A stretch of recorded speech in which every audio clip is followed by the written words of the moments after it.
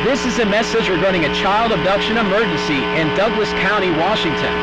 The Douglas County Police Department is looking for a child that was abducted from her mother in Sedalia.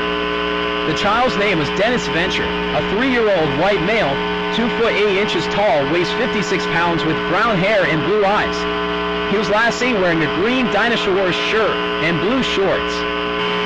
Venture was abducted by Raina Brisdow, a 35-year-old white female, 5 foot 7 inches tall, weighs 156 pounds with red hair and blue eyes. She was last seen wearing a black tank top and black pants.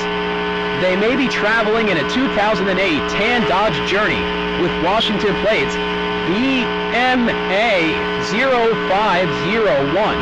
If you have any information with the vehicle, suspect, or child, please call 911. Do not approach.